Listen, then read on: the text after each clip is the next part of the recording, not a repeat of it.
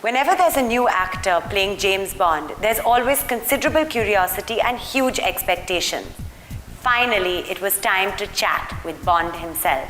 I was dying to meet him, especially after everything I'd heard about him. We tested actors. Yeah. And we all had to sit around a table. And when Daniel Craig was mentioned, everyone's hand went up. So we had lunch, and that was that. Because he's very tough, he's very rough, he's very romantic. He's so elegant and at the same time so casual. He's raw, he's brutal, he's handsome. Yeah. He's good looking in a tuxedo as well. He's very pleasant to work with and very funny and relaxed, and it was easy. You know, when you are in the arms of Daniel Craig, I think it's, everything's gonna come naturally. I knew from the beginning, because I've seen a lot of films with him before, I knew he was the perfect choice. The first thing I noticed about Daniel Craig were his striking blue eyes. And beneath that almost reserved exterior is a sexy, dashing, witty actor who has every credential to play our favorite secret agent.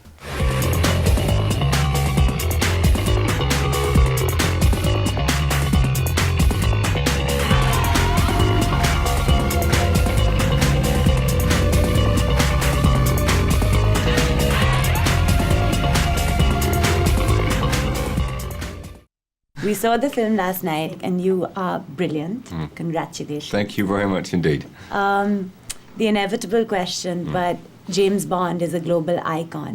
When you actually landed the role, how did you react? What were your feelings, and where were you? I was shopping at the time. It's a bit sort of, but after Very that, James Bondy. Well, I have to eat, and I put down my shopping and I picked up a bottle of vodka and a bottle of vermouth and I went home and mixed myself a martini. Oh, excellent. And that's the truth. And then I carried on drinking them for quite a while after that. That's excellent. That's great.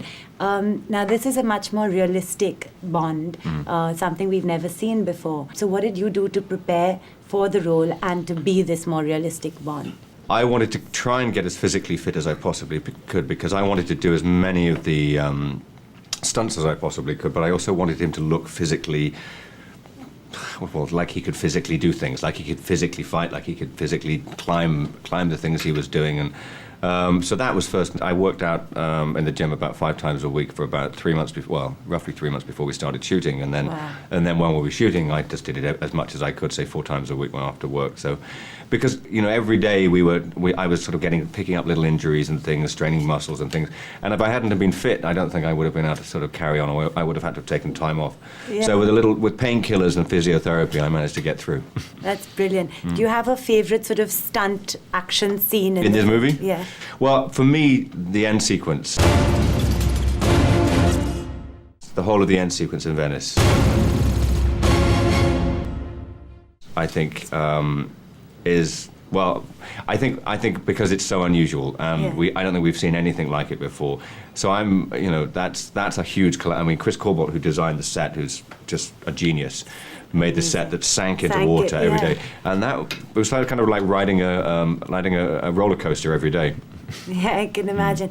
Also, your first scene where you're chasing that runner, that's fantastic, and I actually felt for you. Well, he's really good, you see. That, I mean, Sebastian Foucan, who plays that part, is one of the inventors of parkour, which is the free running. And he's very good at it.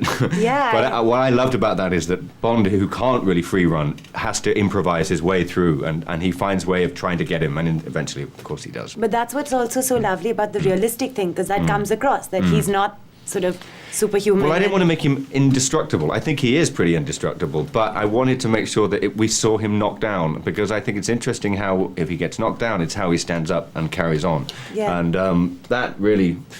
I just think dramatically it's more interesting. Absolutely. Do you see this Bond film as more of a high-octane action film, or do you see it more as a human relationship, sort of love story? If I was being really selfish about it, I'd say it was both. But it is. I mean, and that was what we really set out to do. Yeah. I mean, I don't think I wanted to do a film that was just one or the other. Right. And we had, we've got every sort of explosion and every chase sequence and every kind of exciting, a visually exciting thing we can think of. And we have a very, very strong love story to go with it, where his heart gets broken. Do you think that this being the first time Bond falls in love and the last time, do you think that what he Well, never went say through. never. He might never fall. say, You yeah, never you never know. know. Maybe the next No, one. we'll see. Yeah. Maybe. Once again, not just is it unique that you're sort of the real Bond, you're also the first Bond. So this sort of sets the precedent for everything that's already So we've that's- seen, yeah. which is the birth Yeah. of Bond. Most people, once they play Bond, it's sort of something that defines them. You know, you are James Bond. How do you feel you're going to sort of not let that happen? First and foremost, it's not a bad to be typecast in this role is not a bad thing At it's, all. It's a It's a pretty great good. It's a pretty thing. high class problem to have. Yeah. But we'll see. I will just continue to do what I've always done. I'll read scripts and I'll keep on trying to find things that interest me, and that's all I can do. Congratulations. Thank you so much. And lots of luck. No, go ahead. Thank you so Thank much you. indeed. Thanks. Very nice meeting you.